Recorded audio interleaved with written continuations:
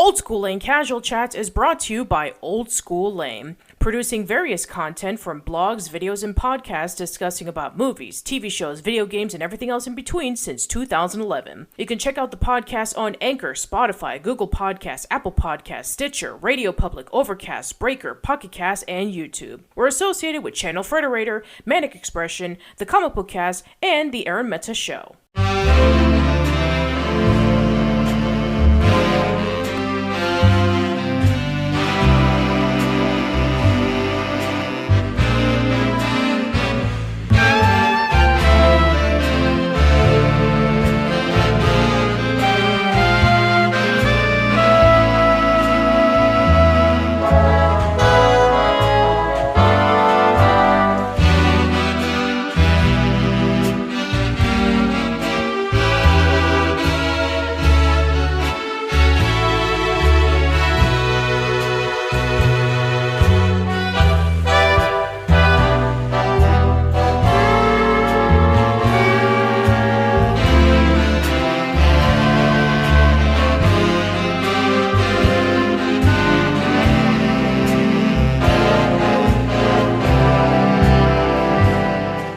Hello, everyone. Welcome to a new episode of Casual Chats. I am Patricia, and I am back with Chris, aka RowdyC. Welcome back, Chris. Yo, and hello. So today we're going to be checking off another Disney era off of our list with talking about the Disney Wartime Era. So for those who haven't been tuning into our discussions, Disney fans like to compile all the Disney films and divide it into 7 different eras. We've talked about the Golden, Silver, Bronze, Renaissance, and post-Renaissance. We only have 2 left, and we're going to be talking about what a lot of people have debatably say may be one of the weakest, if not the weakest, out of the eras of films, and that is the Disney Time War era that happened during the 1940s. And we've briefly touched this around the Golden Era, that when Snow White came out, it was a big hit, and then Pinocchio and Fantasia didn't exactly make the amount of money that it was supposed to, despite its expenses. And then World War II broke out. There was a huge strike, and as we can see from the last decade or so, that was when the Disney animators had to cut back a little bit and just focus on either one of 2 movies. They either had to do 2 shorts and then compile it into 1 film, or they had to just have like a whole bunch of shorts and try to emulate what they did with Fantasia. So today we're going to be talking about 6 films. Well, I mean, I guess if you want to call it films, but I guess for some people it's like it's just shorts into films, or just 2 30-minute films compiled into 1 hour, whatever. So the first one we're going to be talking about is Saludos Amigos, which came out, just believe it or not, on February 6, 1943. So as of the release of this podcast, is going to be celebrating its anniversary. So yeah, why don't you give us some feedback on what your thoughts of are the wartime era? Well, I'm going to tell you this, this right now, and I hate to have to start off like this. Of the wartime films of Disney's animated lineup, this is the only one that I still have yet to actually watch. But I do still have some interesting topics in regards to this movie, if the audience is willing to hear this. Oh yeah, go for it. If you're not aware that it was back around when I was becoming a teenager and whatnot, in the late 80s, early 90s, when Disney really started promoting like just how many animated full-length feature films they had made. As in, like, the first time I ever heard of it when they advertised that Oliver and Company was the 27th animated motion picture they had, that Beauty and the Beast was their 30th. So but hearing that, like, my family and I, my sister and my mother and everything, we kept trying to make our own lists of what all of those films were.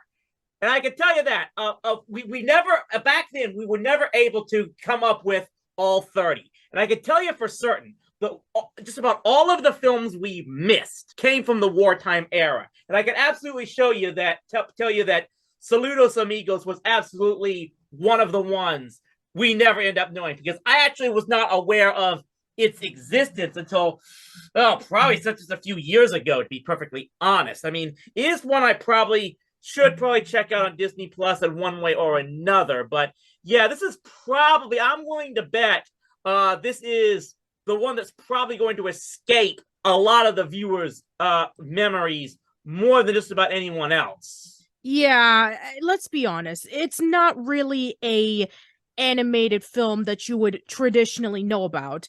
It's more or less like a 43-minute documentary of the Disney animators going over to many countries over in Central and South America so that they can be able to do some goodwill towards the countries. So yeah, they were sent by the US government so that they can be able to visit these places, so that they can be able to bring peace over towards the countries, especially since around World War II, they were definitely leaning more towards pro-Nazi. And so, because of the trip that they were able to make and getting to know the locals and getting to know all the political people that were over there at the time, they were able to gain some goodwill towards all the countries that they visited.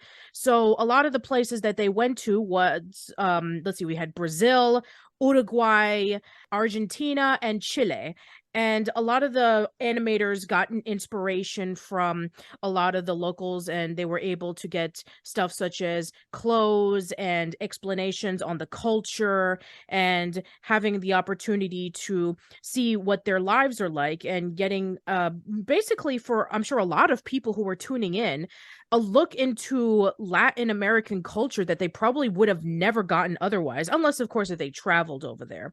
So the first segment takes place in Lake Titicaca, where we have Donald Duck meeting up with the locals. We have Pedro, which is about an airplane that is flying in from San Diego, Chile to Mendoza so he can get some mail. El Gacho Goofy, which is played off like a Goofy short, where it explains about how Goofy is a cowboy from Texas, and then he's learning about what the gauchos are, which are basically kind of like the equivalent of cowboys or horsemen in Uruguay. And then finally, we have Aquarel de Brazil, which is the first introduction of a pretty iconic character, especially for those who follow these groups of birds. We have Jose Carioca, and he would be featured in another film, which we'll talk about in just a moment.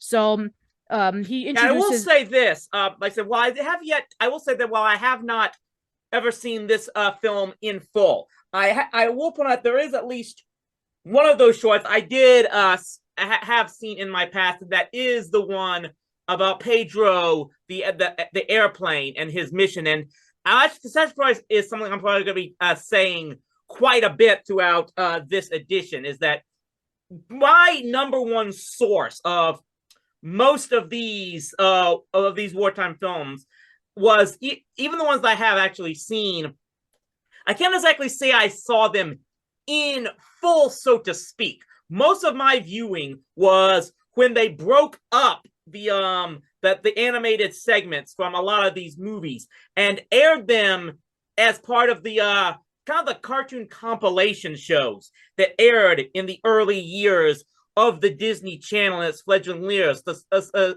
shows like Good Morning Mickey and Donald Duck Presents, and those type of shows that came on there. They did air those segments like Pedro quite a bit in those. In fact, they also, believe it or not, aired, I know this kind of is going off tangent here, but they also aired quite a bit of the old Charles Fleischer cartoons back on those shows, because apparently because they had fallen into public domain, as I now figure out, so Disney was able to get them there for a little trouble. But yeah, there was at least one segment that I did see from this particular movie, thanks to the advent of the Disney Channel in its fledgling years. Yeah, and I guess we can't talk about Pedro without bringing up the fact that Rene Rios Botiguer, who was a very well-known cartoonist in Chile, he wasn't very happy with the depiction of Pedro, so he decided to create his own character called Condorito, and it became, since then, one of the most iconic characters featured in Latin American countries.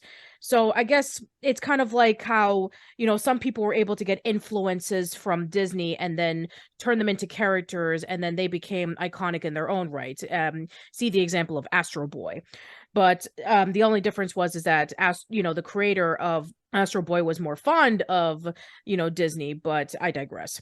Anyway, so yeah, I would say that if you are interested in learning more information about this and the next film we're going to be talking about, I highly recommend that you check out a documentary called Walt and El Grupo, which is like literally a full-length documentary talking about the animators and Disney himself going over to these countries during World War II and learning about the culture of all of these countries. And it's really interesting. And they cover everything. They cover the strike. They cover the fact that Disney was going through a lot of stress at the time. They cover the fact that a lot of the wives of the animators were really sad when their husbands had to go. They cover the fact that Mary Blair was really wanting to go to this trip because she wanted to learn about the styles of the country itself. Very interesting documentary. I highly recommend that you watch it. And also, I think that for anybody who is interested in watching Saludos Amigos, as mentioned before, it is on Disney Plus. So don't expect a Disney film that you would be like more familiar with, like with the story and with like characters and stuff like that. I mean, especially with the movies we're going to be talking about in this podcast. This, due to the fact that there was a lot of things happening, especially with World War II, where the European market was going over towards that, Disney had to cut their losses with, I mean, even with the strike, even though that it was able to kind of settle itself after like 5 or 6 weeks, a lot of people were fired from it, even the people who were on strike and even the people who were working there. Unfortunately, when that happened, you have, people who did lose their jobs. Some of them never did animation again, while others went over to MGM, others went over to Universal. So they were able to get themselves back in their footing. But still, I mean, the fact that it had to be at this point where it was like, a lot of the animators were paid high bill while the ink and painters were paid really, really low. It just goes to show you about the importance of unionizing. I mean, I can't believe that after over 80 years since this happened, it's still pretty relevant, where there's a lot of animation studios that are still getting unionized. I mean, literally, like, as of the making of this, Nickelodeon just unionized like 2 weeks ago, and they've been around for almost 30 years. So it's just ridiculous. Yeah, well, of course.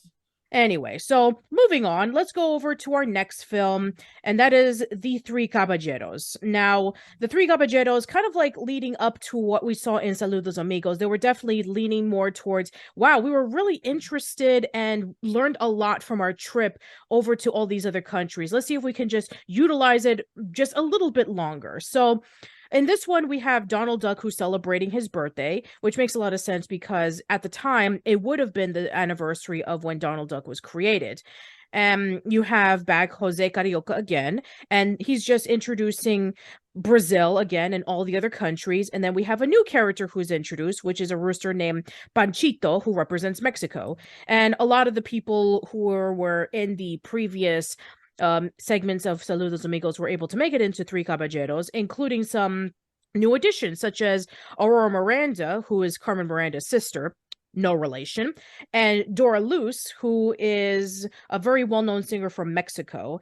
And then we have Carmen Molina, who is a very well-known singer and dancer as well. So yeah, not really much in terms of story. Once again, you just have a lot of segments going on where it's Donald's birthday and he's getting all of these presents, and he learns about, different tales of all the different countries that he's seen. You have one story involving with a little gaucho who gets a donkey who has wings. You have another one about the piñata. You have another one where you have a penguin who is wanting to go into warmer climates. You have one where Jose is introducing Baya. You have one about Las Posadas, about Mexico celebrating Christmas. You have a lot of segments where Donald is trying to get at girls, which is kind of uncomfortable by today's standards. And then you have the final piece where you do get to see Dora Luz and Aurora Miranda singing and dancing while Donald is trying to get towards them. So, yeah, it's definitely all over the place. Yeah, this is actually as far as the yes, especially as far as the wartime cartoons go. This was definitely one of the first Disney movies that I specifically remember watching on VHS release. And I'm going to admit, yeah, probably, and I'm willing to bet this might be the case with quite a few other people. Probably the number one thing that most people, if you've watched this film, that most people will remember are just the full animated segments with Donald and Jose and Panchito. That being said, obviously, those three characters combined together did have a lasting impact of themselves, because I could tell you in just the more recent years that I managed to attend Disneyland or the Magic Kingdom in Walt Disney World, those characters are actually still featured prominently in a number of the parades that often march down Main Street in either one of those parks.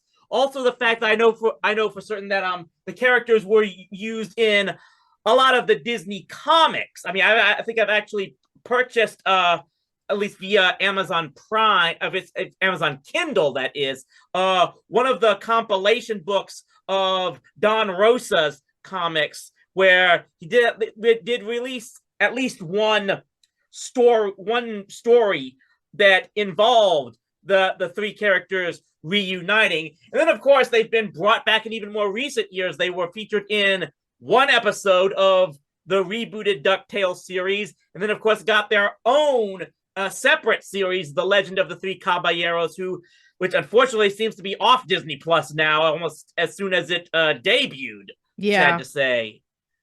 I remember when that show was was featured, and I remember a lot of people were like saying, wait a minute, why isn't this show more available for us to watch? Because it was only selected countries that were able to get this. And there was a push from all the animation fans saying that they wanted to actually have access to it. And for a while we did get access to it on Disney Plus, and then they just took it out again for reasons. I don't even understand why. Anyway, but yeah, it's kind of funny that these three characters would become pretty iconic and would be featured not only in the attractions at Disney World and Disneyland, but was also featured in Roger Rabbit and also in an episode of House of Mouse where they were cameos. And yeah, they were prominent a few times over the years, even though that technically Panchito only shows up in this movie. We see Jose and Donald one more time, but this is the last time that we would see Panchito, because later on in the other movie we're going to be talking about later, they have the Arucan bird, which is a bird that is kind of like Woody Woodpecker, where he's like really crazy and just all over the place and trying to help out Donald and Jose and Panchito. So yeah, it's just kind of funny that, all of this, even though that technically Jose was in Saludos Amigos first, this is the one that everybody remembers that they were a part of as a group. Yeah, so I would say that if you're interested in checking it out, I would probably do what Chris has done, in which I would just see it as like segments, because that's what they essentially are. They're just segments that are just strung together. If you watch it by its own right, it's all over the place. But if you watch it like individually, it's actually a lot of fun. May actually be even more of the case with some of the others we're about to get into as well. Yeah. Let's get into that, shall we? So let's see of our next movie. So we have Make Mine Music. Now, I have no idea why, but this is the only one out of the Disney films that is not up on Disney Plus. I still don't understand why. I guess maybe I may have one possible theory as to that. In fact, I almost want to say, well, I'll double check. I know it got a it got a DVD release earlier in here, and this is something I'll talk about. This is actually the first. Okay, this is definitely I think was the first and maybe only wartime cartoon movie, wartime full-length movie that I actually got to see, well, somewhat in full, and I'll get to that in a bit. When it aired on the Disney Channel, in addition to seeing most of the individual segments that were featured in this thing, which is All the Cats Join In, Casey at the Bat, Peter and the Wolf, Johnny Fedora and Alice Bluebonnet and the like. Those were also among the segments that were eventually split off and put into those compilation shows that I mentioned earlier. That being said, there is, of course, one that has been very much difficult to find. And I think this is why Make Mine Music has not yet been released on Disney Plus, because especially with the even with the DVD releases, apparently the very first segment of the original release of the movie, the Martins and the Coys, was removed from all other other distributions of this film. It's basically like a musical rendition of the infamous feud between the Hatfields and the McCoys, more or less. And apparently there was a number of public objections to how the Ozark Hillbillies and whatnot were portrayed in this thing. So they actually so it was stripped from any more re-releases, and I'm willing to bet, especially with the release of Disney Plus, there may have been just a decision by the people behind the scenes that it might just not be in much trouble to release this thing, because if one way or the other, there's going to be controversy as to whether it's released in full or released without the censored segment, which, by the way, I was actually able to find, by the way. And I actually was able, I myself, just so you know, I was able to purchase myself a secondhand, a DVD copy of the movie, which didn't have the Martins and the Coys. But then I was able to do some digging and found an online copy of that segment, and was able to put together probably the closest thing to a restored version of the full-length movie, at least for my own personal collection. Mm-hmm. Yeah, and I can kind of see why they cut it, because, I mean, even without that, depiction of the stereotypes of the Hatfields and the McCoys being like, oh, wow, you have these two feuding families and we're just gonna fight and shoot and kill everybody. It's easily the worst short of them all. Like, oh my goodness, I was just cringing myself just watching it. Again, can understand why they decided to cut it off, especially since in recent years, the Hatfields and the McCoys have since, put away their feuding selves and are now in peace with one another. So I'm sure even they're kind of uncomfortable with it, but I digress. Yeah. Anyway, so let's talk about the other segments. So the first one is the Blue Bayou, which originally was supposed to be for Fantasia. They were able to add it in, and they replaced it with the Ken Darby Singers, where originally it was supposed to be Claire de Lune. So the performance of that, I can definitely tell that it was originally supposed to be Fantasia, because the animation style looks very akin to what they would have added in with Fantasia, with the colors and the lighting. It definitely looks so much different than all of the other ones. But I'm sure that there is like an original version of that somewhere online that you can find. But other than that, I thought it was fine. It's not the best one that they had, but it's still pretty to look at. But yeah, the music just feels so out of place with it. And then you have All the Cats Join In, where it's basically a segment where you have these teenagers and they're going over to the malt shop and they're going to be dancing and drinking malts and having ice cream and dancing to music. And then you have Without You, which is a lost love song. You have Casey at the Bat, which is based off of a really well-known poem by Ernest Thayer, who's about an arrogant ball player who's just so cocky that he's going to do so great when in the end he doesn't. Then you have Two Silhouettes, which are rotoscope ballet dancers. You have the Peter and the Wolf, which is a very well-known Russian ballet. And then you have After You've Gone, which is a segment involving with instruments that are just parading. Then you have Johnny Fedora and Alice Blue Bonnet, which are two hats that fall in love with each other. And then finally, The Whale Who Wanted to Sing at the Met, where it's about a sperm whale named Willie who is just really talented with singing opera. Nobody believes that he can. And you have a guy named Teddy Taddy who thinks that the whale, the reason why he was able to sing very well is because he actually ate opera singers and they're trapped inside. Very similar to a lot of the segments that we're going to be pointing out with the other films that are essentially anthology films. It's a mixed bag. There's some that are clearly better than others. There's some that I just didn't really care about. And then there's some that are actually really good. And once again, you can probably watch them by themselves because, watching them back to back to back, you can definitely tell that the quality is not up there with Fantasia. Right. And I think probably even Disney itself in its later years, by later years, I mean, it's like, when they eventually branched out into television, they pretty much knew which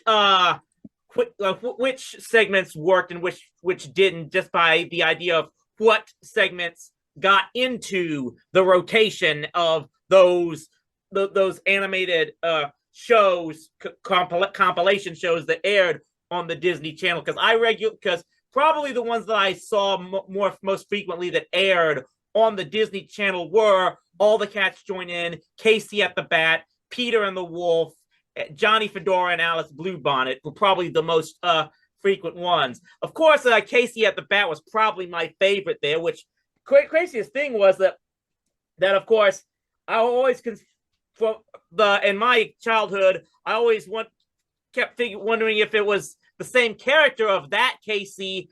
And of course, another Casey that was actually in another animated film that I was actually surprised to double check and find out wasn't one of these in any of these anthology films in the Wartime Era, and that was the animated short based off of The Brave Little Engineer, Casey Jones. Mm-hmm. That because not only do they share the same name, they almost use the exact same character design, right, in both of those things. So it was definitely a very confusing as a kid to see those two characters and wondering whether or not they were one and the same. I was actually surprised to double check and realize that segment was actually completely independent and not in any of these upcoming anthology films. A little spoiler warning on that. Right. Yeah, I definitely think that out of the 10 shorts that were featured, my favorites were definitely Casey and the Bat, Peter and the Wolf, After You're Gone, and The Whale Who Wanted to Sing at the Met. I felt that those were the ones that I can definitely tell that they put a lot of work into it. And even though yes, technically Blue Bayou was originally supposed to be with Fantasia, but as I said earlier, animation's fantastic, music just doesn't fit at all. And yeah, I think that the other ones that don't get played as much, there's a reason why. You could still watch them as its own right, or you can watch them in the compilation of Make Mine Music. But once again, it's pretty hard to find, unless, of course, if you get the DVD or you look online. But yeah, I mean, because of several reasons, including the first short being pretty much omitted from subsequent releases, you're probably not going to expect it on Disney Plus anytime soon. Anyway, so let's go over to our next one. So Fun and Fancy Free. So this is the first of the ones that were featured into 2 shorts as opposed to 1. You have Bongo and Mickey and the Beanstalk. So this one actually has Jiminy Cricket in this one. And he's going over and he's just singing about how, everything is happy-go-lucky and everything is A-okay. He sees a doll and a teddy bear who are just really depressed and talking about how, yes, there's a lot of depression out there in the world, but there's always something that you can be able to find that'll cheer you up. Never give up on your dreams. And then you have him playing a record of the story of Bongo, which is narrated by Dinah Shore. And it's about a circus bear named Bongo who wants to be free from the circus after being constantly abused and just constantly having to perform every single time. He gets the opportunity to be free into the forest. He falls in love with a female bear named Lulubelle. And then he learns that in order for you to claim your love, you have to slap each other, which is... I mean, I know that they're not trying to say promoting domestic abuse, but still, I mean, the fact that you have to slap in order for you to say, I love you, that's kind of weird. And then you have, like, in the mixture, you have this bear named Lumpjaw who is wanting to get at Lulubelle and is trying to fight off against Bongo, giving me Bambi vibes for some reason. And then you have Mickey and the Beanstalk, which is another segment where Jiminy Cricket goes over to a party and he sees puppeteer Edgar Bergen performing in front of a young girl who is actually, well, we'll be talking about a little later on, Luana Patton, who's also in the other movie we're going to be talking about in just a moment. And he has his well-known dummies, Charlie and Mortimer. And I'm sure that for anybody who has never seen this movie and you're looking at the designs of these puppets, if you're familiar with Jeff Dunham, who's a very well-known comedian with puppets, this is where he got his inspiration from. Edgar Bergen was a very well-known ventriloquist, and a lot of the designs, you can definitely tell that Jeff definitely learned a lot from watching a lot of Edgar's performances. Even Mortimer looks like a proto Bubba J, and Charlie has the personality of Peanut mixed with Walter. Anyway, so on that tangent, you have the story of Mickey and the Beanstalk, where they live in a place called Happy Valley, and the reason why is because a harp is singing all the time and is able to, have beautiful weather, and the crops are growing and water's flowing and everything is a-okay. But then a giant comes in and steals a harp, and then everything is just desolate. And you have three peasants named Mickey, Donald, and Goofy, and they're just barely surviving and getting only scraps of food for them to eat. And then Mickey decides to sell the cow so that he can be able to get magic beans that'll make everything great. Donald throws it away. And then, of course, just like you would expect from the classic Jack and the Beanstalk story, the beans are actual magic beans. It grows into a giant beanstalk. They climb it up. And instead of a goose laying a golden egg, they find the harp and they have to confront the giant, who, in this case, the giant is... He is a little bit angry and he's evil and greedy and stuff like that, but he's also very dolty and kind of trying to say that he wants to transform into like different animals and shapes and sizes, and once every animal that he turns into is pink, which, okay, good on you. And so he sees that he's being tricked by Mickey when he says turn into a fly, because it was going to kill him, but he's not falling for it. And so he locks Donald and Goofy up into a box. Mickey has to save him. And then they finally get the harp.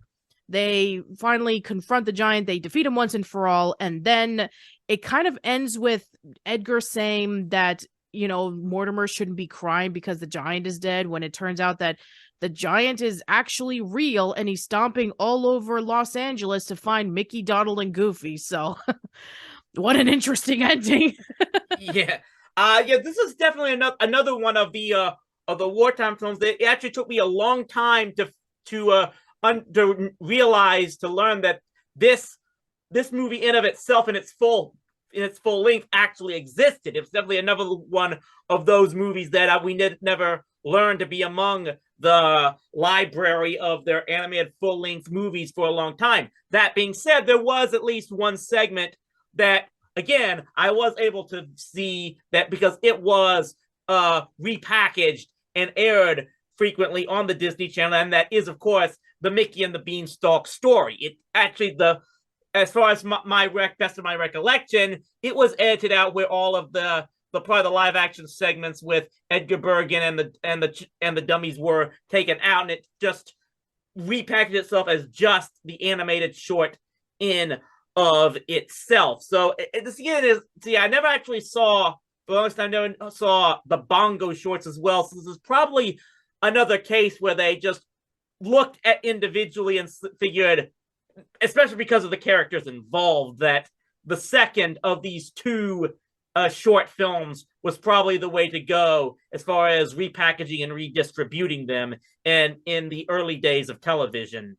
Yeah, and I could definitely see why. It's not that Bongo is bad. It's just that when you have Mickey and the Beanstalk, where you have the classic iconic duo of Mickey, Donald, and Goofy, and, telling a classic story that a lot of people will be familiar with, and having the magic of the giant, and just the fact that it can get pretty depressing at times, it was definitely the better of the two shorts.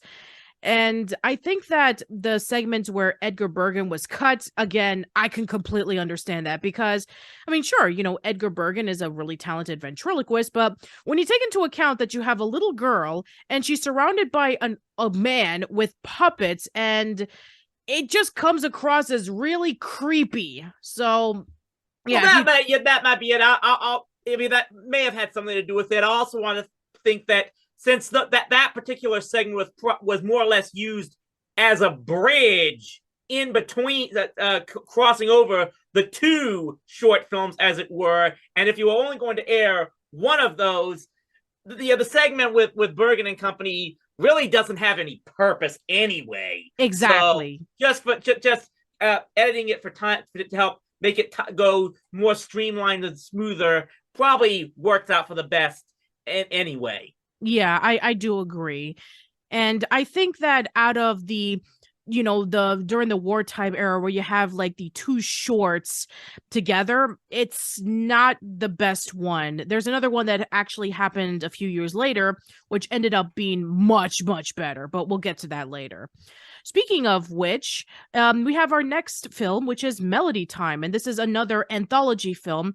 Instead of 10, they have 7, and it's all different segments where it plays off very similar to Fantasia. In fact, literally, according to Disney's official website, they even said this: in the grand tradition of Disney's greatest musical classics such as Fantasia, Melody Time features 7 classic stories, each enhanced with high-spirited music and unforgettable characters. A feast for the eyes, full of wit and charm, a delightful Disney classic with something for everyone. So, yeah, they can say the fact that, oh, we're having more of Fantasia, except that we're making it shorter.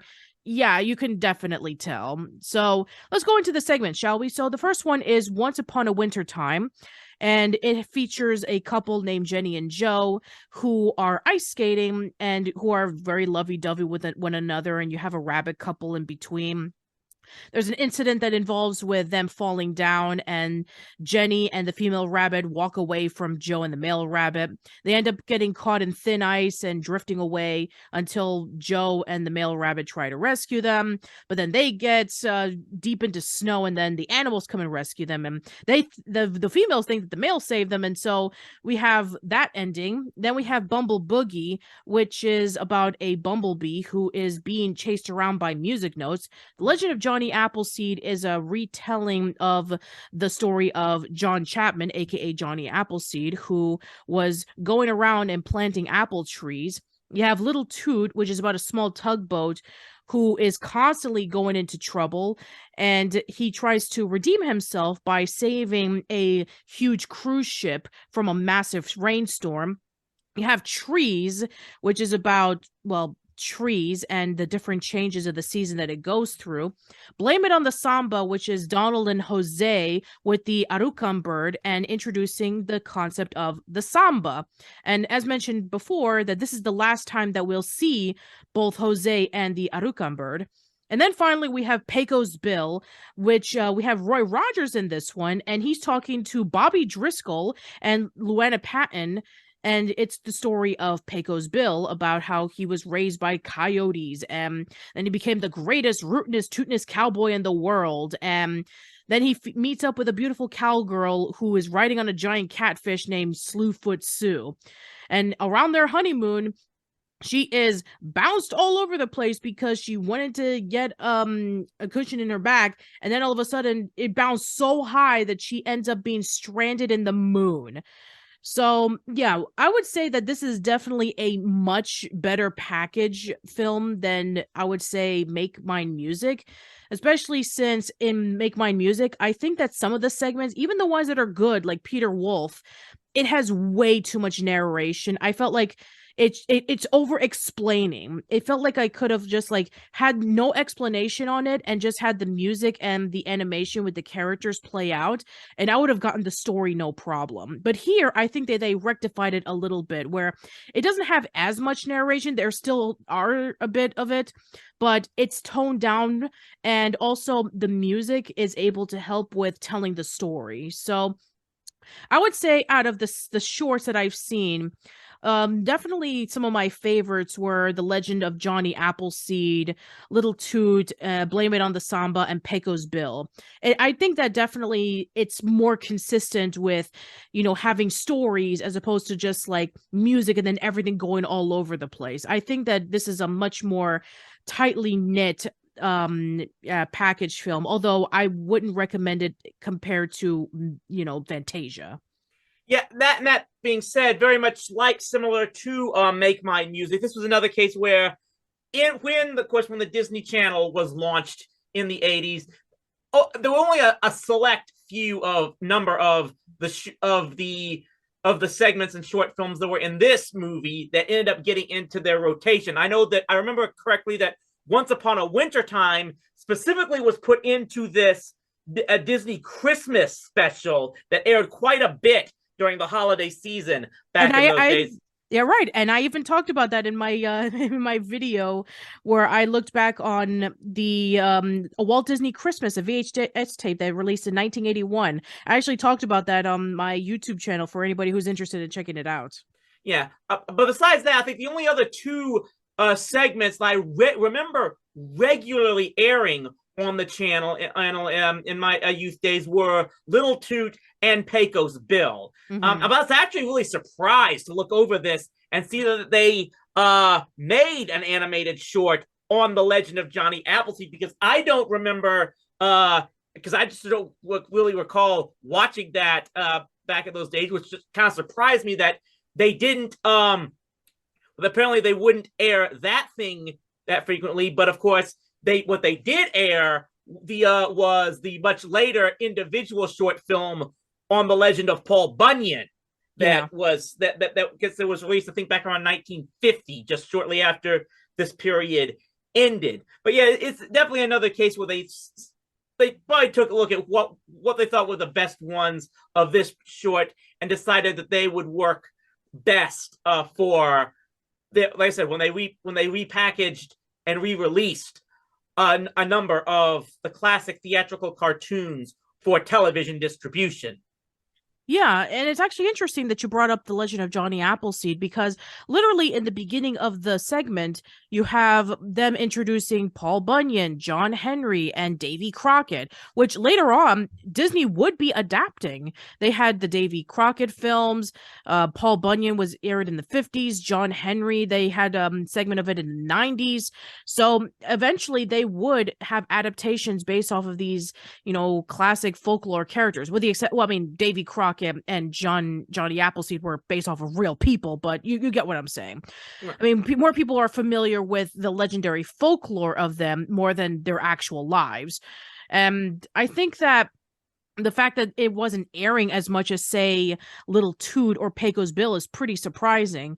I guess you're right. I mean, those would have been the more popular ones. And I guess with Little Toot, it's like, okay, you have this little cute tugboat, and with Pecos Bill, it's like, okay, we have this, rootin' tootin' cowboy. So I can see why it was a little bit more popular, especially since, as you said earlier, it would air on the Disney Channel over and over and over again. And as mentioned before, Once Upon a Wintertime was included in the Walt Disney Christmas VHS compilation, which, now that I have seen Melody Time and I've seen all the other shorts, okay, I have to say that in the Walt Disney Christmas, I said it was my least favorite short, because they also included the two Santa Claus shorts from the 30s. They included Donald's snow fight from the 40s, and they included Pluto's Christmas tree in the 50s. So comparing all of that, it was definitely the weakest. Now, comparing it to Melody Time and knowing all of the other shorts that it was packaged along with, I would say it's middle of the road. I would say that it's probably one of the weaker ones. The weakest one, I think, is Trees, because it's so quick. It's just a bunch of trees that go through each season. But I literally was like checking on my phone for messages, and then before I knew it, the segment was over. And it's like, whoa, that was really quick compared to all the other ones, which lasted for about maybe like 7 or 8 minutes. So yeah, that one just left so little impact on me. And Bumble Boogie is really nice. I mean, I'm glad that they were able to take a classic rendition of Flight of the Bumblebee and turn it into jazz. I thought that was really cool. But it's just something that I didn't really think stood out compared to everything else. So yeah, once again, pretty inconsistent when it comes to the quality of the shorts, but it is better than Make Mine Music, and it is up on Disney Plus, so you can definitely check it out. Or, probably do what Chris said earlier in the podcast, where you can watch it individually and see the more popular and classic ones, and the other ones I don't think you would miss out on.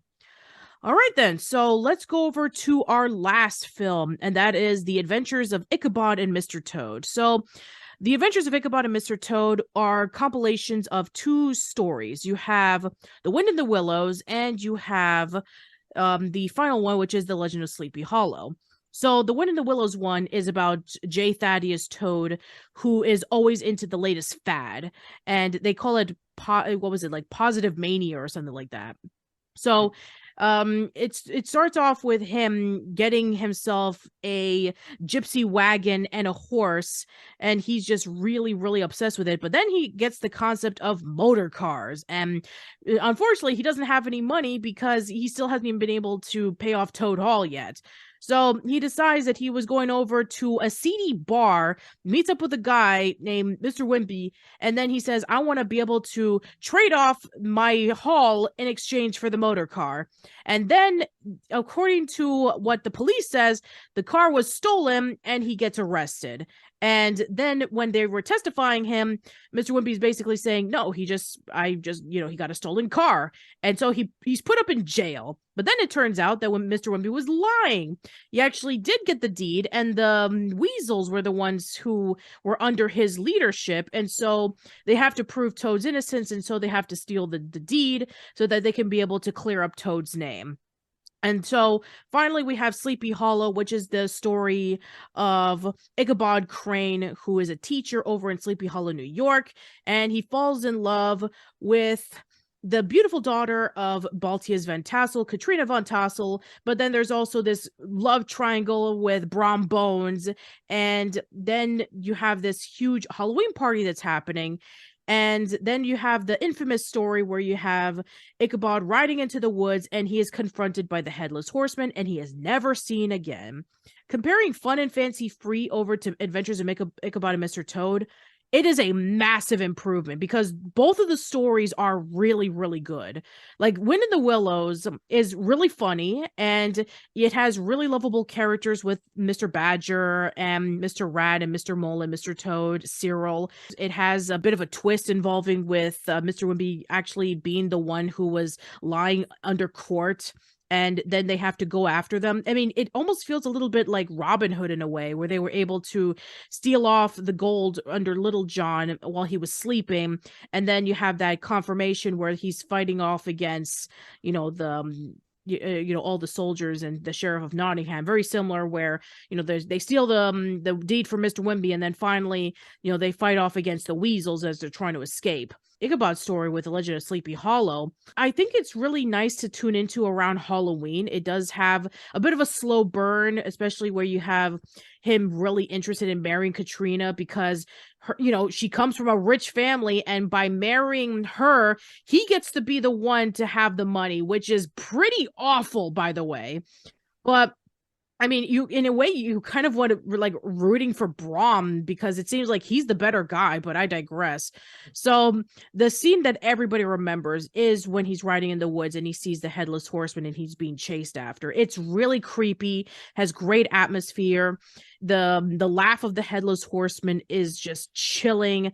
The colors really work with this. It's really, really well done. I would say that if there is any of the films that you need to tune into that came out during this era, this is the one you should watch. Yeah, definitely. And as I'll point out, this is probably the one film of this era where not just the full-length feature film, but of course, all of this only two, all the segments were rebroadcast, especially in the television infancy of Disney as well. I was able to watch because this was the one where I saw each of these individually and then saw them as the original compilation. Obviously, it got some the movie, the shorts like the the story of Mr. Toad remains had a very much impact on the studio as well, just from the fact that I think to this day there remains one of the rides at the Disney parks named after Mr. Toad. That alone just tell you just what type of an impact it is. And yeah, the Legend of Ichabod Crane is also definitely one that a lot of people probably have watched, especially at Halloween. One thing I've always kind of liked about that particular short is that, of course, the story never flat out suggests who the Headless Horseman actually was. But even as watching as a kid, it wasn't very difficult to probably figure out who that guy really was. Yeah, I mean, if you do watch it, you do kind of get little hints of it.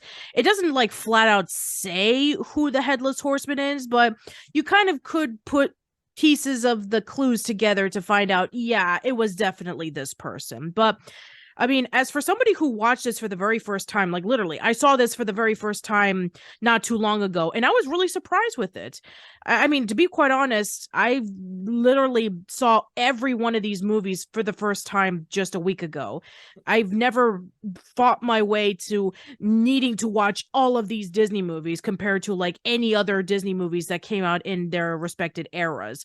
Like, I've seen like Snow White many times, and Bambi and Robin Hood, and even the Disney Renaissance films I've watched endlessly over and over again.